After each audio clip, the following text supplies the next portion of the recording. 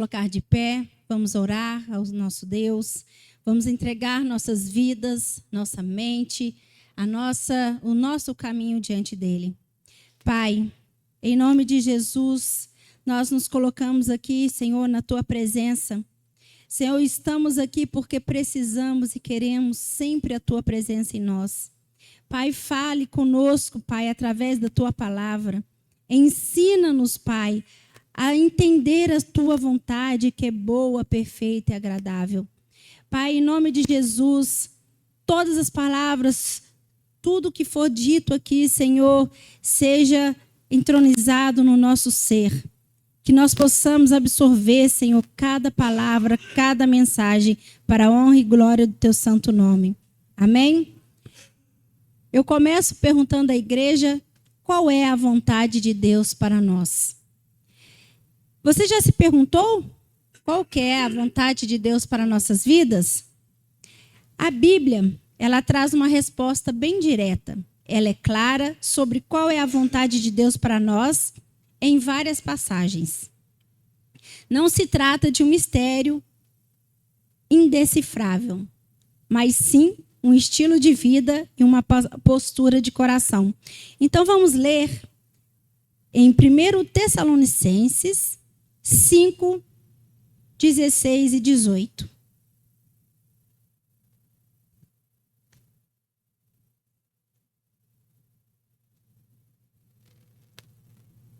Diz assim, irmãos: alegrem-se sempre, orem sem cessar. Deem graças em todas as circunstâncias, pois esta é a vontade de Deus para vocês em Cristo Jesus. Amém? Essa exortação refere-se, irmãos, à vida íntima do cristão. Nossa relação pessoal para com o nosso Deus. E essas três atitudes devem estar sempre presentes em nossas vidas. Estarmos alegria, oração, perseverança na nossa oração. E essa, graças a Deus, é uma igreja que ora. E ações de graça. Os tessalonicenses, eles estavam, aparentemente, sob forte perseguição de alguns judeus. Vamos ver em Atos 17, 5 e 9. Que diz assim, irmãos: os judeus, porém, movidos de inveja, trazendo consigo alguns homens maus, dentre a malandragem, ajuntando a turba, alvoroçaram a cidade e, assaltando a casa de Jasson, procuravam trazê-lo para o meio do povo. Porém, não os encontrando, arrastaram Jasson e alguns irmãos perante as autoridades, clamando: estes que têm transtornado o mundo chegaram até aqui, os quais Jasson hospedou. Todos estes procedem contra os decretos de César, afirmando ser Jesus outro rei. Tanto a multidão como as autoridades ficaram agitadas ao ouvirem estas palavras. Contudo, soltaram Jasson e os mais, após terem recebido deles a fiança estipulada. Irmãos, em meio a essa perseguição tessalônica, esses pedidos pareciam o quê? Um absurdo. Alegria diante de uma perseguição? Oração? Com certeza, eles oraram. Ações de graça? Mas, no entanto, as ações solicitadas não são em resposta às circunstâncias, mas a futuras esperanças que eles tinham em quem? Em Cristo. Duas coisas deveriam capacitar os cristãos a dar graças em todas as circunstâncias. A primeira delas é ver um fim proveitoso em todas as provações. Irmãos, é nessa parte, quando Deus nos prova, é que a gente quer ver um fim alegre, proveitoso para aquilo que nós estamos passando. É confiando que Deus está conosco para ajudar a gente a passar por essas provações. E o segundo é ter uma percepção íntima de alegria paz que provém do Pai. Então, quando estamos com o Senhor, e é Ele que está na nossa caminhada, nos direcionando, a paz ela vem. Então, a sua tribulação, a sua preocupação, ela fica leve, porque você nem lembra dela. Você está em uma situação, você tem algo que te incomoda, uma pedra no sapato, mas ela fica tão confortável, porque sabe que quem está pelejando por você é o Senhor. Amém? E aqui eu gostaria de trazer os pilares da vontade de Deus na Bíblia. Então, nós podemos resumir que as Escrituras elas nos ensinam sobre a vontade de Deus para a nossa vida em alguns pontos. O primeiro é que sejamos santificados e vivamos com integridade. A vontade de Deus envolve como conduzimos a nossa vida diária e as nossas escolhas morais. Vamos ler em 1 Tessalonicenses 4, no verso 3, mas só a parte A do versículo que diz assim: a vontade de Deus é a santificação de vocês. E como nós já tivemos até uma pregação sobre santidade com o nosso irmão Túlio, que foi uma bênção, onde ele claramente nos ensinou sobre a santificação. E aí o bispo também, sempre, toda palavra, os outros irmãos, sempre tem o Senhor, sempre nos lembrando sobre santificação. Vamos ler agora 1 Pedro, capítulo 2, no verso 15. Que diz assim: pois é a vontade de Deus que, praticando bem, vocês calem a ignorância dos sensatos. Irmãos, é estando na vontade de Deus, é praticando bem, é sermos exemplos que as pessoas lá do mundo vão nos ver com os olhos diferentes. E aí, eles são insensatos, porque não conhecem como que o nosso Deus é verdadeiro e como estar na presença dele, diante dele e com os caminhos deles, com os ensinamentos de Deus, transforma a nossa vida. E aí, a vontade de Deus para a nossa vida ela é maravilhosa, quando nós confiamos naquilo que o Senhor tem preparado para nós. E o segundo é que amemos a Ele e ao próximo. Quando eles perguntaram para Jesus qual era o mandamento mais importante, ele resumiu toda a vontade de Deus para a humanidade em 2 princípios. Vamos ler Mateus 22, 37 até o 39. Que diz assim: ame o Senhor seu Deus de todo o seu coração, de toda a sua alma e de todo o seu entendimento. Este é o primeiro e maior mandamento. E o segundo é semelhante a ele: ame ao seu próximo como a si mesmo. Um relacionamento correto com Deus, irmãos, ele é o início de todas as coisas e ela produz um correto relacionamento para com as outras pessoas. Então, quando nós temos um relacionamento, estamos caminhando com o Senhor, o nosso comportamento e o nosso relacionamento com as outras pessoas são comportamentos diferenciados. Nós não falamos palavras torpes. Isso para nós agride nossos ouvidos. O nosso falar é de mansidão, né? Então, assim, nós somos diferenciados. O terceiro ponto é a vontade de Deus para os nossos relacionamentos. Além do amor ao próximo, a Bíblia ela mostra que a vontade dele é que vivamos em paz, edificando uns aos outros. Vamos ler então em Efésios, capítulo 5, do verso do 17 ao 20. Que diz assim: portanto, não sejam insensatos, mas procurem compreender qual é a vontade do Senhor. Não se embriaguem com vinho, mas encham-se do Espírito, falando entre si com salmos, hinos e cânticos. Irmãos, compreender que a vontade de Deus exige maturidade e discernimento, ela se reflete na nossa comunhão e na forma de como comunicamos ou tratamos as outras pessoas. Amém? O nosso quarto ponto é que conheçamos a verdade e sejamos salvos. Deus deseja uma relação próxima com cada pessoa e a vontade dele é de restauração e vida plena com todos. Vamos ler 1 Timóteo, capítulo 2, verso 3 e 4. Diz assim: isso é bom e agradável diante de Deus, nosso Salvador, que quer que todos os homens sejam salvos e cheguem ao conhecimento da verdade. Irmão, é agradável ao Senhor que nós conhecemos a verdade e que nós sejamos salvos. Isso é o desejo do coração do Senhor. Então, nós temos que também levar essa verdade, essa salvação para os outros que não têm ainda.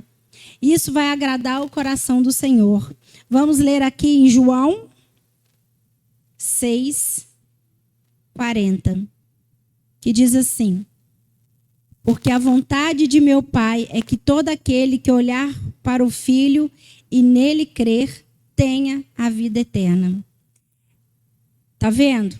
Várias passagens na Bíblia nos mostra qual é a boa e perfeita vontade de Deus para conosco.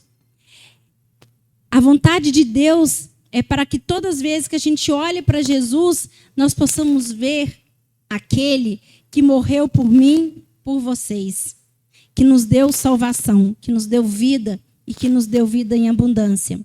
Apesar de que às vezes quando estamos em luta, é muito mais estar em luta com Cristo do que não estar sem Ele. E o quinto é que a nossa mente seja renovada. A vontade de Deus não é algo rígido que nos aprisiona, mas sim algo que nos transforma para vivermos melhor nessa vida. A vontade de Deus, irmãos, quando Ele nos ensina, porque é um ensinamento, Deus, apesar de ser justo, poderoso, Ele não nos trata com rigidez. Ah, agora você vai ter que orar. Agora eu quero que você faça isso para mim. Nosso Deus não é assim. Ele nos trata com amor. Vamos ler em Romanos 12, no verso 2. Diz assim: não se amoldem ao padrão deste mundo, mas transformem-se pela renovação da sua mente, para que sejam capazes de experimentar e comprovar qual é a boa, agradável e perfeita vontade de Deus. Irmãos, Deus nos chama a uma vida comprometida a Ele. Experimentar qual é a boa e perfeita vontade dEle, por que não? O Senhor, Ele nos molda a sermos como Jesus e não como o padrão que o mundo quer trazer para nós. Nós temos que ser diferenciados, ter uma postura diante dele. Amém? E o sexto ponto é a vontade de Deus nos momentos difíceis. Muitas vezes, as pessoas buscam saber a vontade de Deus em tempos de crise ou quando a gente está no sofrimento. É essencial mostrar que o cuidado dele permanece até mesmo neste cenário. Vamos ler 1 Pedro 4:19, que diz assim: por isso, aqueles que sofrem de acordo com a vontade de Deus devem confiar suas vidas ao seu fiel Criador e praticar o bem. Irmãos, nós estamos sempre caminhando para fazer a vontade de Deus.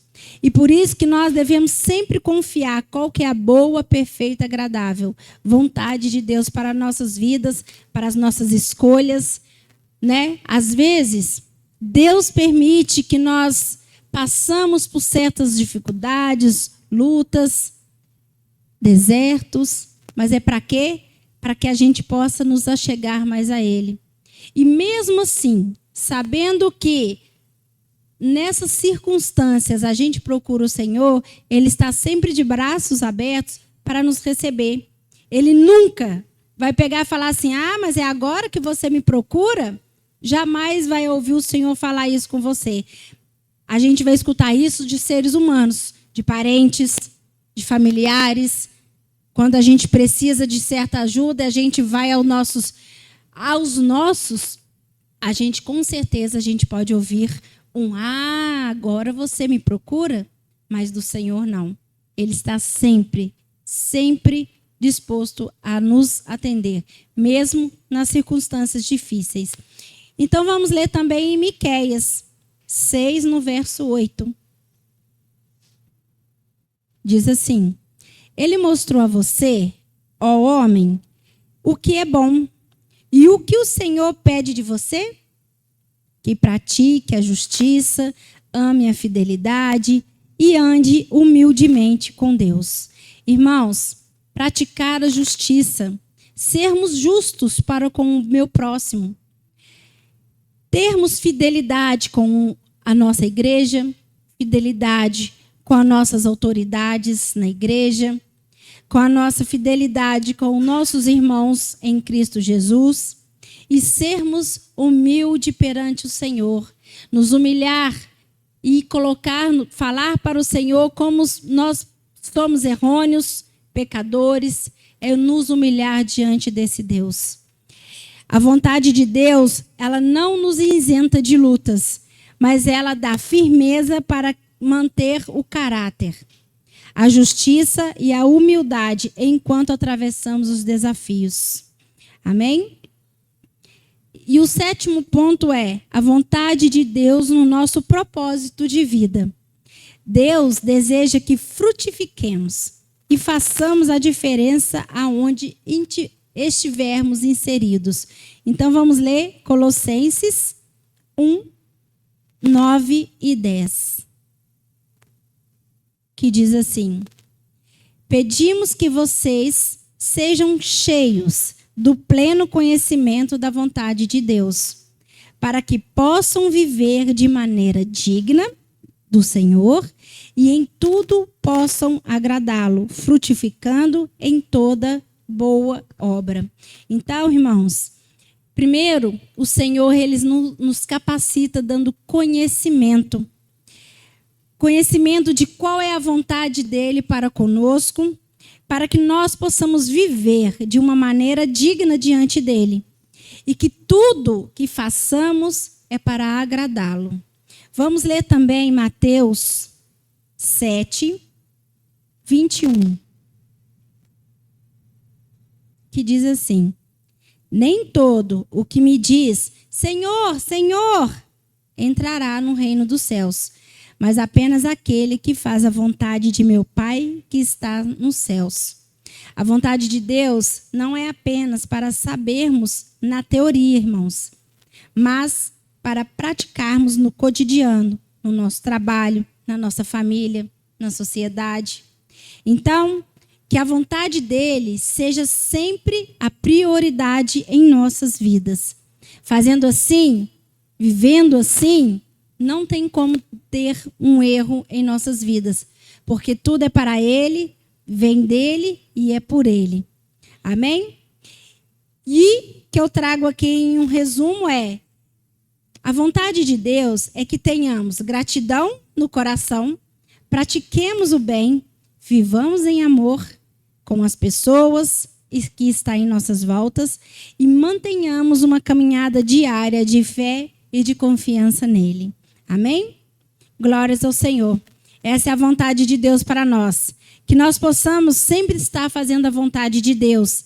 Seja levando ensinamentos, seja aconselhando, seja mostrando através da sua vida, do seu comportamento, qual é a boa, perfeita e agradável vontade de Deus. Amém? Eu gostaria que o Everton colocasse um fundo musical. Pode ser aquela que a pastora colocou? E eu gostaria, irmãos, que nós pudéssemos orar. Então, eu vou colocar um louvor. E eu destaquei aqui 11 pontos que a pregação falou. E que diante dessa oração, eu vou estar sempre ministrando esses pontos, nos lembrando desde que o Senhor falou do início da pregação até o final. Então, quando vocês estiverem orando, lembre-se de orar, de pedir ao Senhor, de conversar com Deus sobre esses pontos que eu vou estar ministrando durante a oração. Amém? Então, vamos nos colocar de pé. Vamos orar.